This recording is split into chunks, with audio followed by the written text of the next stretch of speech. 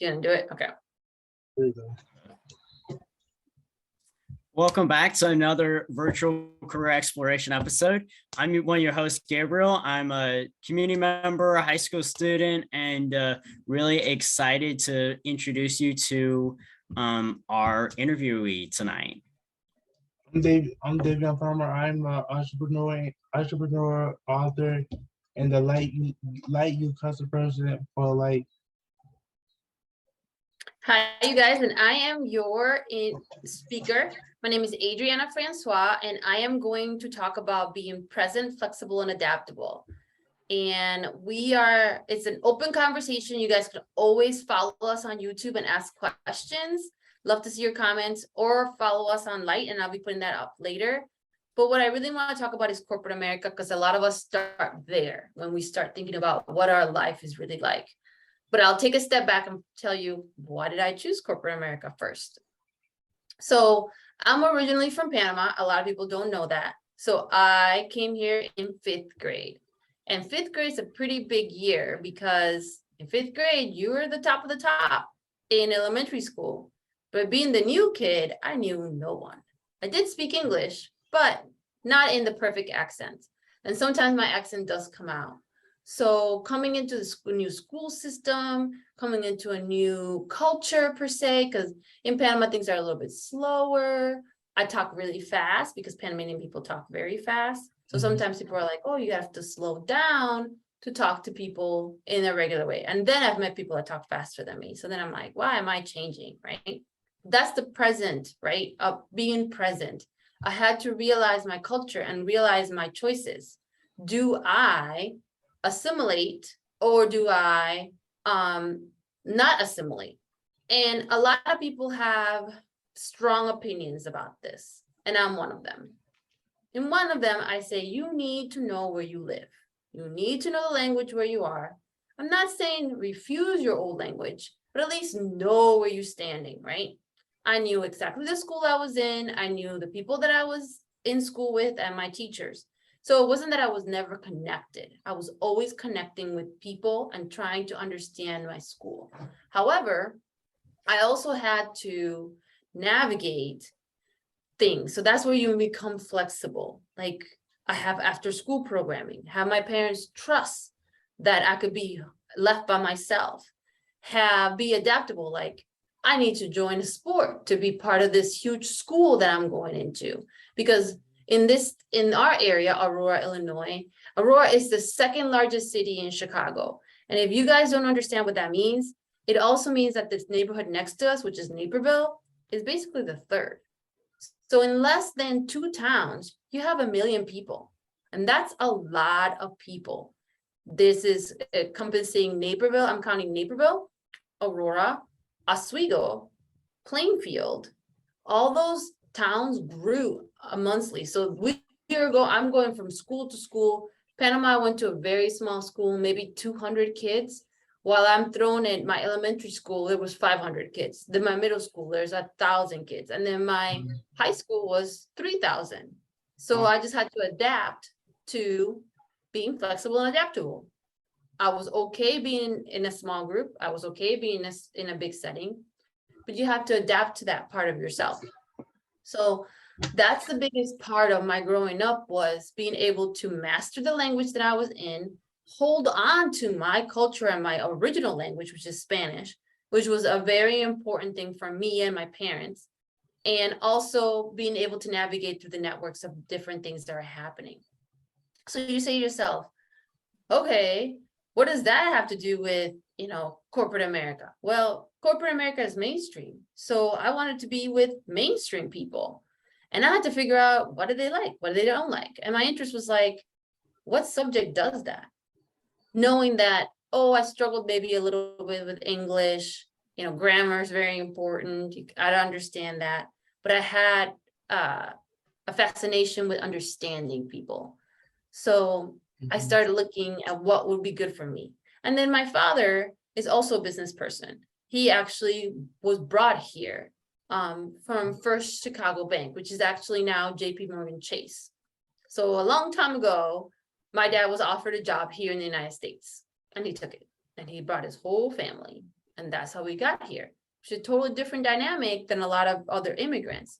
So we were, because now I'm a national, a US citizen. We are in an H-1B1. And you might meet some friends like that, where they are H-1B1s, meaning you can work, but maybe not your wife, maybe not your husband, maybe not your kids, for about 4 to 10 years. Of course, as a 10-year-old, that meant nothing for me. And my brother, who was 5, it meant nothing for him. But for my mom, who was an accountant, it meant she had to stop working and then wait 5 years to work. Being present, flexible, and adaptable. We've always had to be that way. Present, understanding what our situation is. Flexible, knowing that we might not be able to work, might not do stuff. And adaptable, enjoying everything that throws your way. And I think that's very important too. Everything else, at the end of it, enjoy everything that's being tossed in your way, bad or good. And that's something that you have to do. So fast forward to why I picked the school I picked to and why I picked the major I picked to. I still think, hey, I really like understanding people. And one of the things that was really interesting, because I decided to be a business major, I went to DePaul University. And it was like the best thing for me because it was still big, but small. Big city life, but in a small campus. And so in that, DePaul has a very good business program. And I just said, oh, I want to do business. I didn't know what I wanted to do. So you spend 2 years trying to figure out, am I accounting? Am I doing business administration? Am I doing marketing? Am I doing communications? And I suggest that you look at everything.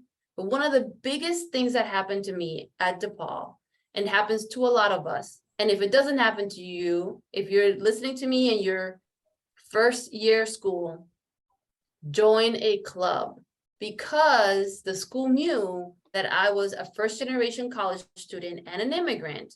They already have put me in a club. And you're saying that, hey, that's not right. Well, actually, it made it so that I had a group of people that were just like me, going through the same situation. Some of them were struggling with their English. Others had been around for a while, but had never left their home. So they were struggling, and their parents didn't know what college is. Their parents didn't know what testing they were doing. Their parents didn't know anything. So basically, we got put together in like a little family, and we were able to do study groups. We were able to do different things that were social to keep us connected. And it helped us understand that there were others like us. And I think that that's the biggest thing about our lives. If you're present, you're not alone. Somebody has the same situation as you do. Somebody will say to you, hey, me too. That's okay, because we have to understand that that is part of our lives, to be present and understand that there's more people like us. And being adaptable is, a club is not a bad thing. Join it, try it out. You don't have to be, forever with them, but it was a great support for my 4 years of school. And to this day, I am still really great friends with the people I made in college, because we were adaptable. We adapted to each other. We were just not just any friends. We were supportive friends. We met as supportive friends. So if I needed something or they needed something, I was always there for them. So because of DePaul, I also ended up doing a lot of community service, which is how I ended up in Light after doing my career in corporate America. And we can always do another part about how I became a community activist, but right now, corporate America is that part. Yeah, can you share a little bit more about your experience going to school at DePaul? Oh, yeah. So DePaul is in Chicago, in Lincoln Park, and then they have a campus in the city, which is perfect for internships, right? So if you're a business major, you want to be in a school that's in the city with connections to the city with major corporations. That was the best part about DePaul. So my first year was a struggle. I'm not gonna lie. I wanted to go home within the first 4 weeks. And again, this is being present, flexible, and adaptable. 4 weeks, week 5, all of a sudden, everything kicked in. Everything was fine. Everything worked out. So you have to give time to things. So with the mentoring part of it, helping me out, letting things gel slowly but surely, I was able to get through a couple of parts. But also, it was still not that easy. College is not easy. College is probably one of the toughest situations you're going to be in, or it's going to be one of the most complicated. So for me, it was complicated. I went to DePaul and I was a actual student athlete, meaning I walked on to the track team there because I was actually running in track in high school. But because a couple injuries, I wasn't looked at for scholarships, but you could still walk on, which is awesome. And I suggest anybody walk on at any time. If you like a sport, walk onto it and see what it's like. I learned so much from being on that team, but unfortunately, the coaching wasn't the right space for me. My grades weren't doing well. And I said to myself, why am I doing this? I can be at the gym. I don't have to be working out with these girls every day. Enjoy being with them, but my grades were suffering. And that's another part where you have to be flexible and adaptable. And it's also a part of change, right? High school, I was an all-conference athlete. College, I'm not. I am running, yes, and I'm having a great time, but I wasn't competing. So it was one of those things where if they didn't let me compete, why was I there? So I had to make that decision. College is a part of you changing your identity or modifying your identity or just starting anew. I think that that's one of the things that you have to think about. So DePaul was very good at making sure that I was able to identify myself as much as possible. Meaning I come from Aurora, Illinois, but I had no idea about the community, the Hispanic community. My family kept me pretty strict, so I stayed home a lot if it wasn't running, which is okay, but I really didn't socialize. Some people socialize when they do sports. I did not. I went straight from the bus to my parents' car. That was it. So I was lucky to get out of the house. So that's another thing, to be flexible and adaptable. All of a sudden I have all this freedom. So doing my own grades, figuring out how to study, doing all that stuff. That's why the mentoring helped out so much, because it gave me a routine that I had. And also I found out that because I was already a student athlete, I had a pace of my life. And that's the part where I needed to add on to my life to make sure my pace stayed the same. If I have too much time on my hands, I'm not very good at doing things. I just stop and don't get anything done. I learned that literally my freshman year of high school, because the minute I quit the track team and I said, oh, I'll have all this time to do my homework and I'll be class. I miss class. And classes are expensive. And I was not very, I was shocked I did that, but I missed them. And that's okay. Everybody makes mistakes, things happen. But at the same time, I knew that when I went back to school my sophomore year, missing class was not an option. Junior year, it's not an option, especially when you really want to connect and network with people. You really need to be aware of what's happening in your school, who your counselors are. Another thing that I did was I met my counselor, and it doesn't matter if your counselor changes. You go into the counseling office and ask them, am I on track? So in that one of those sessions, they're like, hey, you like marketing. Well, what do you like about marketing? And I said, I don't know. You tell me. I have no idea what I picked marketing because it's not accounting, because I didn't like accounting. And it's not communications, because I didn't want to write forever. And I didn't talk well. I didn't feel like I was a good talker. So I didn't want to do that. Well, lo and behold, marketing has a lot of branches. And this is where school helps you out decide. So marketing has the marketing design, which is more artsy, right? There is a communication side, and then there's market research, which is where I went into. I love knowing what people like. So I like the data. I like seeing what the numbers look like. I like working on different things. And because of DePaul, we were able to do small group projects, which was amazing to do. Because yes, I know, We've been there. Somebody doesn't want to work. And then you get stuck doing all the work. But this is the thing that you have to think about. It's not just about that. It's what are you gaining out of it? It's not just do you do the whole work, is do you even know what the other pieces of that project is? Or are you just worried about your piece? That's important to know. Because a lot of the times we get stuck just doing that one piece we have to do, but we don't see how it's all connected. And that's a part of a good project, is can we connect it all together? And sometimes you all come together and you do it together, and other times you happen to just let that one person do the intro and the end, and everybody's like, yeah, we got a B plus, and it's really one person. But Yeah. that's not all life. And that's something that you need to be worried about, is you have to continue to tell yourself, do I want to be that person?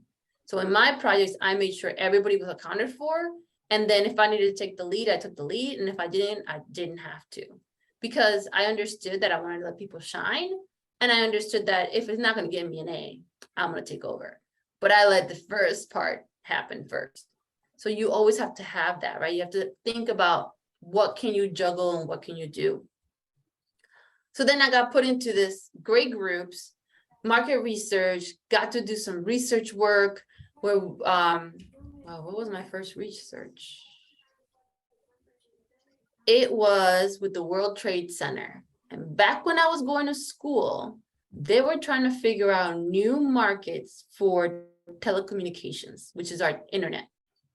So we had to figure out what's a new market. And we were talking about countries. How do you do that? How do you find out if a country is good for you? So all that we had to do, research, thinking, working, that's the stuff you learn in school to be able to apply it into the real world, which I was lucky enough that project, I was able to interview for my job. So now I'll change it to what happened, right? So everybody wants to know what happened. So I was the only person out of my class, of my small group that we have for marketing, that didn't have a job by April. I was like, what's going on? I'm graduating in June because well, it's like June 2nd, so it doesn't matter. I need to have a job like right away. So, but I still interviewed. I still did my applications. I did all the stuff that I need to do. But also, like I was saying before, I knew that I need to add on stuff. I didn't have to worry about work because I was a administrative assistant during my part-time when I was in school. Why? Because if I didn't have some structure in my life, I wasn't going to get anything done. So I'd rather have worked 20 hours a week to make sure that I had structure in my life, to make sure that things were, okay, in the morning I go to class. Oh, in the afternoon I go to work. Oh, in the evening I study. And I had that pace. Some people don't like that pace, but you really have to make sure that you don't put a lot of space in your time, because when work comes, we are not yet in the society where we have 4-day weeks. We had COVID, so we had remote life, but that's still not the same, because you still have to log on, you still have to work, and you still have to be adaptable to whatever it is that's happening, Zoom calls or anything like that. So that's part of always having something. So I kept applying, and I ended up with a great job without me knowing it. And it was it's an amazing job. So I'll let you know what it was. So there's a company out there, AC Nielsen. The thing is, they got bought out a couple times. So they're back to being AC Nielsen and then Nielsen. And a lot of people know them as the Nielsen ratings, which is the ratings for TV. Well, they actually collect all the data for consumers. So my job, I got hired as a global data analyst. And what does that mean? I get to look at the scans from the grocery stores and find out what products, so back. So I ended up with a really amazing job. I applied blindfolded. My school didn't help me get this job because I just kept applying. And it was at AC Nielsen, which is a market research firm. So I ended up in the global department, which meant that I got to see product data from all over the world. So my first data analysis was deodorants and cereal. I'm never going to forget this. Globally, what are deodorants doing and what are cereals doing? Some people in Poland don't like Cocoa Puffs. Other people, so it was like different brands did differently in each country, which is amazing to see on data. And as you grow in a business, AC Nielsen had a perfect plan to keep you growing, right? So I became a data analyst, and then you became a senior database analyst. At this time, that was 2 years later. The path could be 2 to 4 years. I got it in 2 years because I was doing very well. There was an opportunity for me to leave and work abroad for a year. And I jumped at it. I mean, I said, why not? And again, being flexible and adaptable. First, I had to be present. I had to do my job well to get to that promotion. Then I had to be flexible because in my life, me go to Switzerland? I don't even speak German. I don't even know what this means. And my boss is like, well, you can because we work in English. You just have to figure out how to talk to everybody around you. And so I said, how hard can that be when I've already done it one time, right? How hard is it to adapt to a new culture, do different things, and experience life? So sure enough, in 2003, I went and lived in Switzerland for a year. That was an amazing situation. And I suggested to anybody, if your college has study abroad programs, go for it. If you find work that's abroad, go for it. Because unless you live in a country, you don't realize everything that goes on. And being flexible and adaptable and present, I had to learn all these new rules.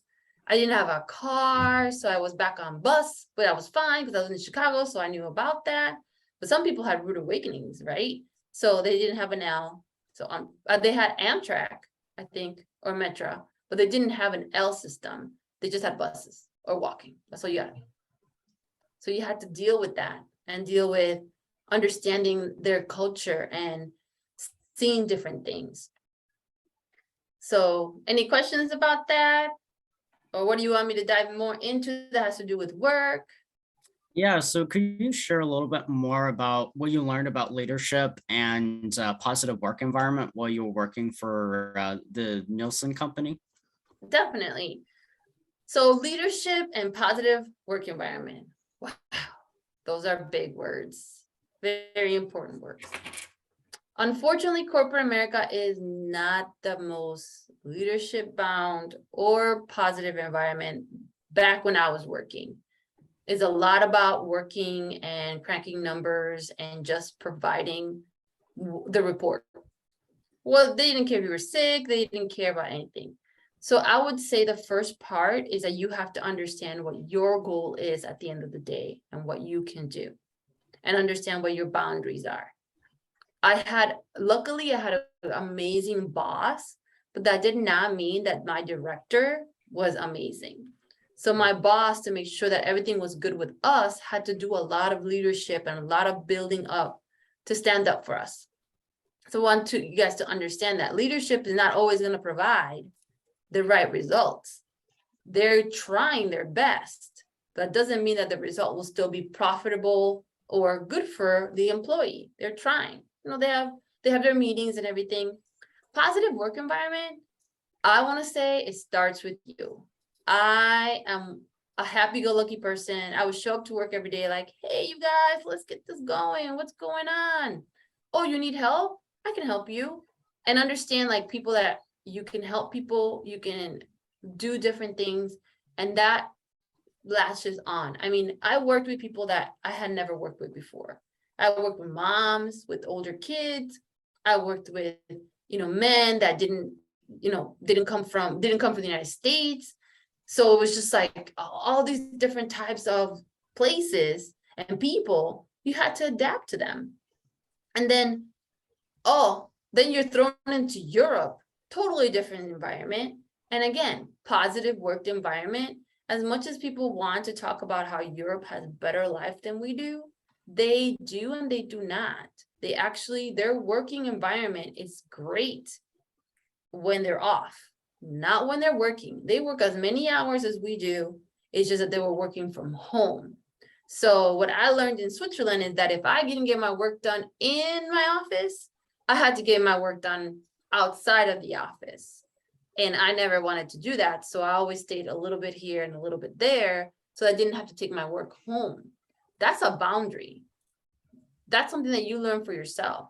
I could take work home all day, right? But I have to be able to say, when I take my work home, when does it make sense? Am I just working just to work? Or is it something really key and important? And you always meet that person that says, oh, this is due tomorrow. And you just have to go, okay, and then check the timelines and make sure that you write yourself what's happening. And, oh, it's due tomorrow, but I don't know how. This happened a lot. I had a report due. Okay. Well, Turkey isn't responding. So my first year, I was like, Turkey isn't responding. I really don't know. Well, the next month, I already knew. They were on holiday. How am I going to get anything from anybody if they're not even in work? And they don't care if we're working, they're not working, right? So you'll get those out of offices in real life that say, I'm sorry, I'm not available. Or if you need me, call my cell phone. Or if you need me, here's my counterpart. But you know that person's already working their load and the other person's load. So you have to have the expectations, right?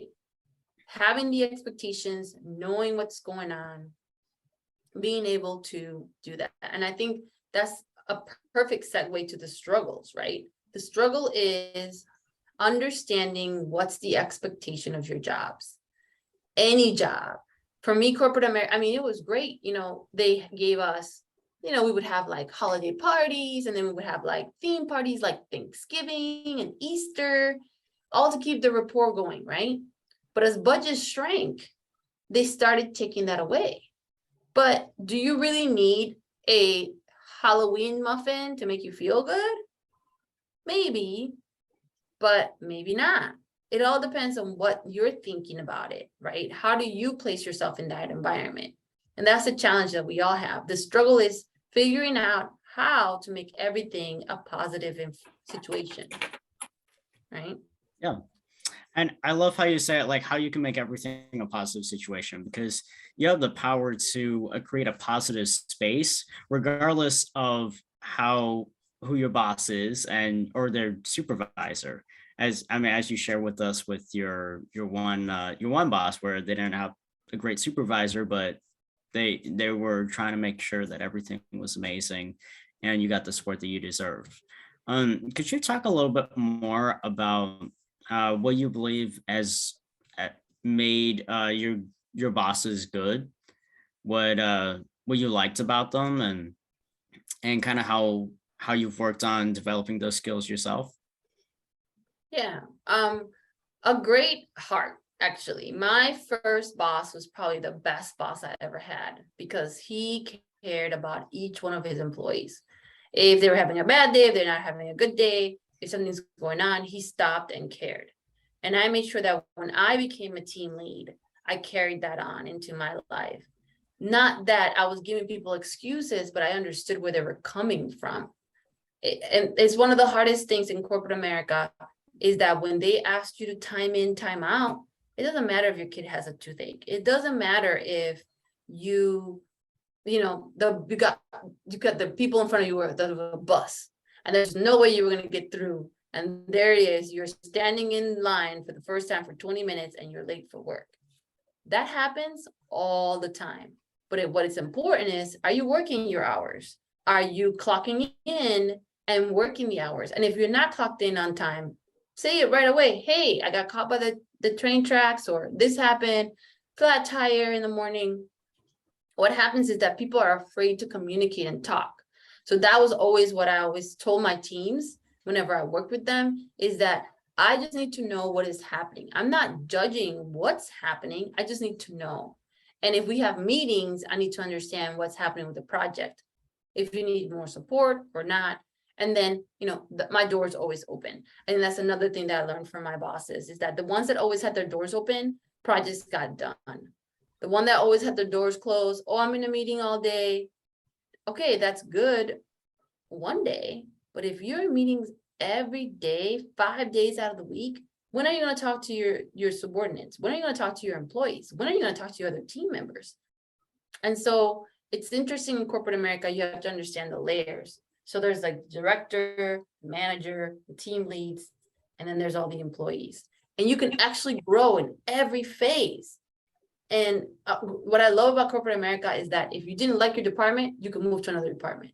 If you didn't like that section, ACNSU was huge. I mean, they had offices in 175 countries, and they had 20 layers of employment. So let's say I found out something else I really liked about my job. There was actually that one little piece was somebody else's full job. But again, I had to research and talk and network with the people in my building to find out what was going on. And sometimes those jobs weren't even in my building. They were in another building or another state. So you always have to look at that. I think that we as a society today, we want everything in front of us and clear and understood. And you have to dig, you have to check. You have to find out, hey, how come Department 5 has 7 openings out of 12? Is that because they're growing, or is there a problem? And some people like challenges, but other people, that's a red flag. Why is everybody leaving that department? Why can't they hire them? And that's, you can go for the money, but sometimes the money is not what we need to think about. What we need to think about also is what makes us happy. Hopefully we have both.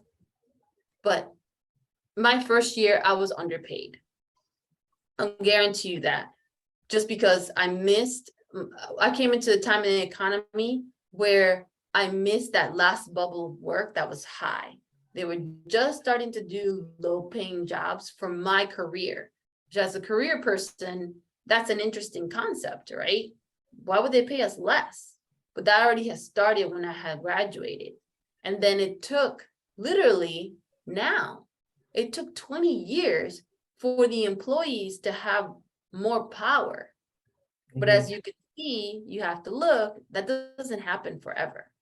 Market shifts, jobs change. The job that I used to do was never remote. Now it's 100% remote. All the people that I still talk to, they're working from home. They're not at the office because they're saving them real estate. They're saving them all these different things. That's new. You got to change, flexible and adaptable. If you want to stay in a business environment or whatever environment you want to stay on, you've got to be going with the times, and things change, and not say, well, I don't know how to do this. You got to learn how to do it. Yeah, so what advice do you have for people who are interested in getting into corporate America and kind of climbing that ladder? I would say research the companies you want. If you're in school, take your time and research and network. Maybe some of them do internships. Go into the internships. A lot of the times the internships get you the full-time job. If not, make sure that you're always applying for something, because even if, like I applied for different jobs, channel research, which means looking at the grocery stores only. Like I would just, for people in Chicago or Aurora, it's like, oh, what is Jewel doing? Or what Mariano's is doing, or what Myers is doing, versus where I ended up in global. And the only reason why I ended up in global is because somebody took my resume and passed it on to that department because I said it was bilingual. And that's another part of, I kept my Spanish at college level. And so I never had an issue with getting paid more money because I have a Spanish level education in college. I have an English education in college. So it's the same. Well, a lot of people either have a low level of English and a high level of Spanish, or a high level of English and a low level of Spanish. You have to be able to try to read and write and be ready. It's the same thing. You got to be ready for presentations. I never knew I was going to do a presentation. My next job, it was presentations every month to really high important people. And so that's something that you have to, warm up to. I never knew when I was doing my small groups at college that I would be doing that on a monthly basis with 6 other people. And that was our job. I would have never thought that. Yeah, it's kind of crazy when you see where you started to where you've gotten to, where like you would never imagine that you would have been speaking to people in corporate America from when you were in 5th grade to today. I mean, you had that opportunity, which I think is truly amazing and a testament to how much work and effort you put into gaining that education and leading after your dream. Do you have any more closing advice for our audience? Well, definitely, I think that you guys have to think about your plans, right? So like I alluded to, I'm a light program manager. So what that means is that I mentor kids and youth. I love doing that. Why? Maybe because I got mentored myself and I understood how important it was for me to be mentored, how important it was for me to have someone to talk to about things that were happening, school setting or not. So I think that that's probably where the next part of any conversation is, come into the Light website, check out what we're doing, check out why is it important to have somebody around you. Is it doing a job, an internship? Is it testing out some of the workshops to do employability skills? This is something that you can do. So it's always tested out. You don't have to be like, I'm going to start this. Let me work like this for the next 20 years. I'm not saying that, but you have to have steps. Meaning, if I'm working at Jewel and I'm bagging bags, my idea would be, how can I get to be cashier? Or how do I get to be in the special departments? Like, I didn't know that you get a certificate to be in a baker at the grocery stores and you make more money. Did you guys know that? Yeah. I did not know that until one of my friends was like, yeah, I'm a baker and they pay me more to be a baker. Or I had another friend that was a meat person. They got taught and they got a certification to cut meat specifically in a certain way. You make more money. So any job, you have no idea about the potential until you are in it and you check every single corner of every single department, and you might find your niche there. Like that, that part with AC Nielsen. I never knew about the work exchange program because they didn't tell me when they hired me. They told me after I was able to certify, right? After I was able to produce my data on time and come up with ideas and fix problems. And then I found out I actually like to fix problems. So most of my time I spend doing program improvements, customers, finding out what their problem was with us and fixing it. That's what I kept doing. And that's kept me hired, kept me in different projects and opened doors for me. So it's just one of those things where you never know what that one little thing that you like about your job, and that's how that's going to get you there. But sometimes you have to sit and wait while you work for a little bit before you think you know everything that's going on. And you could walk into a job and be like, this might not be good for me. I still say give it at least 3 months, because if you don't, you might be missing out on an opportunity, a door that's going to open because of the fact that you understood your job and what it had to be. Well, thanks so much for that, Adriana. And always stay tuned for more exciting interviews. We'll be posting every Thursday at 4 p.m. So stay tuned and we'll see you next time. I'm Gabriel and I'm Davion. I'm Adriana. Have a good night.